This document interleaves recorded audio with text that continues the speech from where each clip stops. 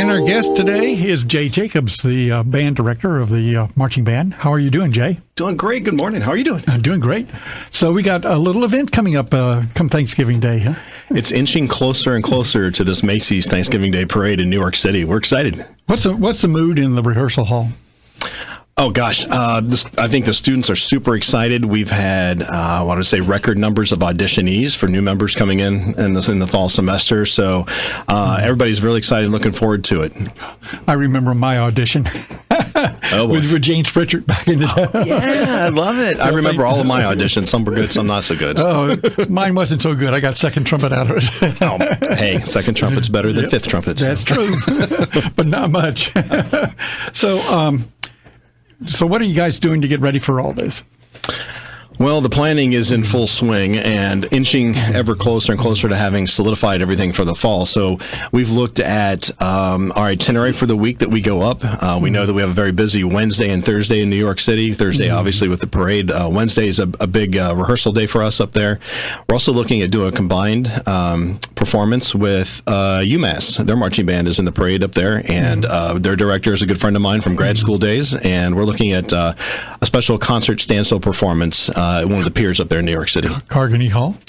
Not quite Carnegie Hall, but we'll be outdoors where lots of people will come see us for free, which is a bonus. And so we'll have more information and times and location on that as we get closer, but that's a really exciting opportunity for us. And I understand the fundraising to help you guys. Of course, there's a lot of expense in taking the band up there. You're doing pretty good with that so far.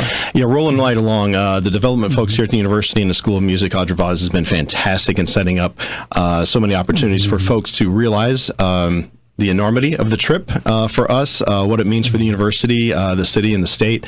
And so many people have stepped up to the plate, be it for $5 or, some larger amounts that have come in from generous donors. So we're still in the process of that. We're about probably right around a third of the way there to what we need to raise to go. So I'm still looking at various opportunities and various folks to step forward. If somebody wants to be involved with that, how would they do that? The best thing we can do is funnel everything just through the band office here at USC, and they can point you in the right direction and make connections to the folks in development that can provide the various giving levels that are available and the various opportunities that come with that. There's some really cool stuff that comes with giving toward the trip, and there's opportunities out there for corporations and businesses. If you just want to sponsor a section of the band, say like you played trumpet in high school or college, and you're like, hey, I'm going to sponsor this section for this year and get them the Macy's, that's an opportunity. You can send in individual amounts of anything, but those big donation amounts where we can kind of say thank you in various ways are our quickest way to get to our goal. Yeah. My high school band experience, my first band instructor was a fellow by the name of Frank Borkowski. Now, that name may sound a little bit familiar. He was a provost here at the university later on. Oh, wow. No kidding. So I had him my freshman, sophomore years in high school. And then junior year came along with a fellow from the Navy who did that. My senior year, I was drum major, so I didn't play as much my senior year. But and then, of course, I played with Jim Pritchard's band 63 through 66. That is fantastic. So, yeah. Oh, my gosh.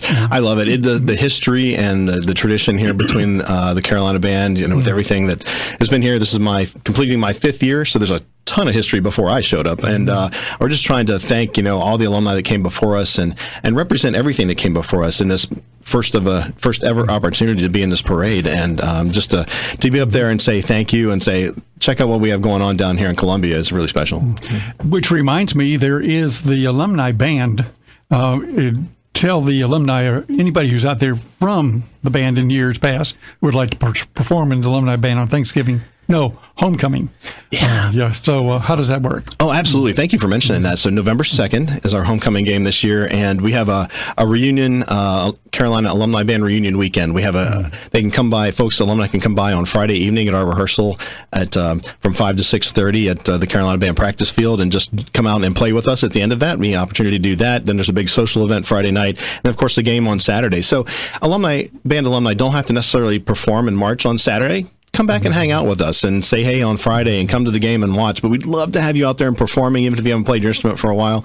We have a special show designed every year for that, but we're looking to build our alumni band participants and activity folks, and we have a great alumni band board that's been formed. It includes actually a couple students from the current band to get their input on what we can do. It's a really exciting time to come back, and if you haven't been back in a while, come back and check it out. I think you'll be pleasantly surprised to see new and exciting things that are happening with our alumni band. And for alumni, we're no longer in McMaster.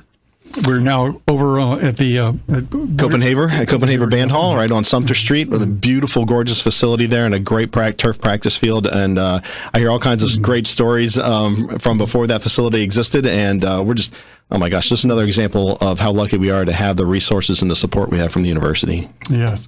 So the big day is going to be Thanksgiving Day, which is, do you remember the date? I don't. You think I know it right off the top of my head. I want to say November 24th, but don't quote me on that one. But yeah, Thanksgiving week, we're headed up there. We'll finish up our home game here against Wofford on the previous Saturday, and then we'll head to New York City, do the parade on Thursday, jump on the buses on Friday morning, and head to Greenville to stay overnight there and do the game at Clemson on Saturday. So it'll be a busy week for us, but a really rewarding one. Clemson's after Thanksgiving this year, huh? Yeah, that Saturday, 2 days after Thanksgiving. So we'll head right over there and take all of our excitement with us. Yeah. So you'll have to do some fast sightseeing in New York City. Yeah, the students will have some time to see the city for sure while we're there. We're looking for some other performance activities. Hopefully, we get to set foot on stage with the Today Show, but that doesn't usually come out until maybe the week before we go up. So there's lots of bands vying for that position, but that's we'll have to write Craig Melvin, because Craig is from Columbia. Yes, yes. We do that, right? Craig Melvin. Hey, Craig, guess what?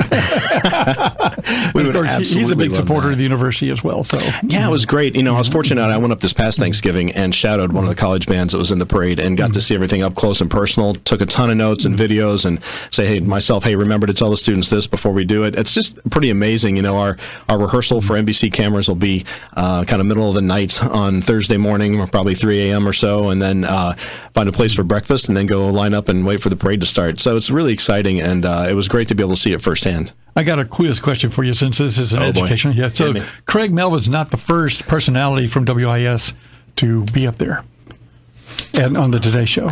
Oh, you're going to put me on the spot. Yeah. Frank Blair was.